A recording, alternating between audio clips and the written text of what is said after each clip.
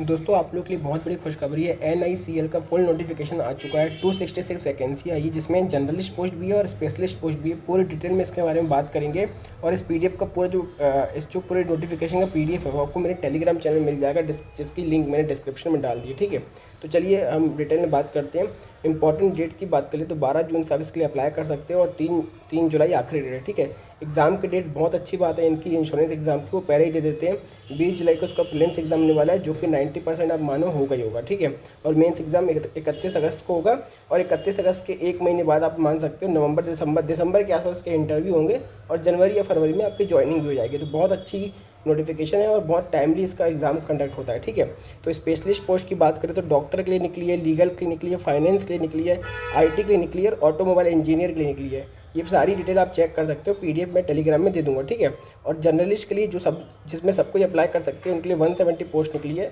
UR की अलग, OBC की अलग, EWS की अलग, आप देख सकते हो। ठीक है, उसके बाद इसमें आप एक चीज़ याद रखना, आप किसी एक ही डिसिप्लिन से इसके लिए अप्लाई कर सकते हो। जैसे मान लो आपको लीगल से अप्लाई करना है तो आप सिर्फ लीगल से ही कर सकते हो, इसके बाद आप फाइनेंस से नहीं कर सकते और आप जर्नलिस्ट से भी अप्लाई नहीं कर सकते। तो ये चीज़ आप ध्यान रखना। ठीक है, एक ही डिसिप्लिन से अप्लाई कर सकते हो।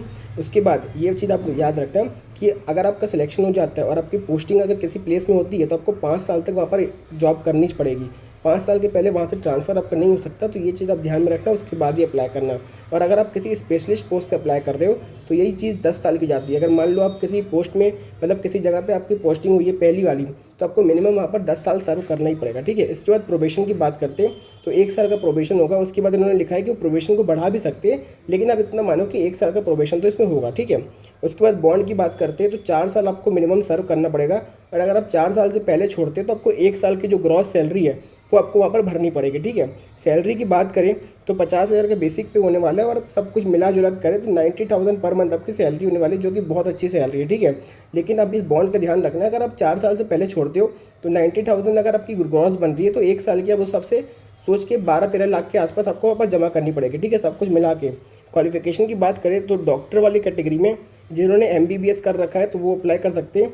ये सारी डिटेल आप पढ़ लेना, PDF में टेलीग्राम में दे दूंगा। ठीक है, जो लीगल से अप्लाई करना चाहते हैं वो या तो ग्रेजुएट की हो या पोस्ट ग्रेजुएट की हो, कि इसमें लॉ मतलब उनके पास लॉ की डिग्री होनी चाहिए। ठीक है, अगर फाइनेंस से अप्लाई करना चाहते हो तो आपने BCom किया हो या फिर MCom किया हो या फिर आपने CA की पढ़ाई की हो। ठीक है, और सबसे जो इंपॉर्टेंट पोस्ट है वो जर्नलिस्ट ऑफिसर के, जिसके लिए कोई भी अप्लाई कर सकता है, चाहे आपने ग्रेजुएशन की हो चाहे पोस्ट ग्रेजुएशन की हो। अगर आपके 60% मार्क्स है तो आप इसमें अप्लाई कर सकते हो। ठीक है, एज की बात करें तो मिनिमम 21 साल आपकी एज होनी चाहिए, मैक्सिमम 30 साल एज होनी चाहिए और कट ऑफ डेट ये है, इसको आप याद रखना। ठीक है, एज रिलैक्सेशन आप देख सकते हो अगर आप कैटेगरी में आते हो तो।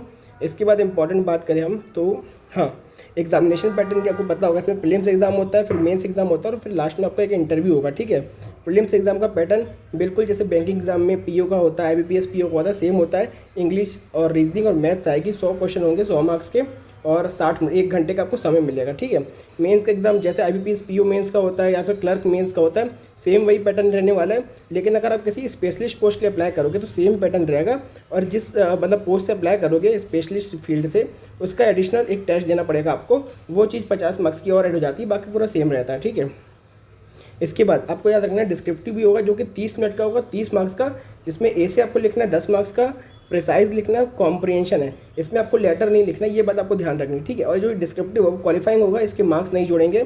और एक चीज़ और याद रखनी है, जो माइनस मार्किंग है वो सिर्फ प्रीलिम्स और मेंस में होगी, डिस्क्रिप्टिव में कोई भी माइनस मार्किंग नहीं होगी। डिस्क्रिप्टिव पूरी तरह से क्वालिफाई है, उसके मार्क्स नहीं जोड़ेंगे। ठीक है, ये सारी बातें इन्होंने क्लियर कर दी है इसमें।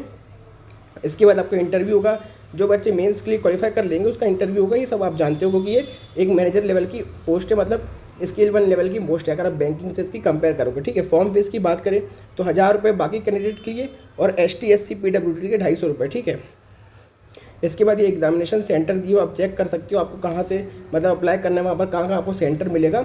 ये PDF मेरे टेलीग्राम में मिल जाएगी आप। इसके बाद मैंने सारी इंपॉर्टेंट चीज़ें आपको बता दी है और कोई भी डाउट मुझे कमेंट सेक्शन में पूछ सकते हो। तब तक के लिए गुड बाय। चैनल पर नहीं तो सब्सक्राइब कर लो और टेलीग्राम चैनल की जो लिंक है वो डिस्क्रिप्शन में मिल जाएगी। तब तक के लिए गुड बाय।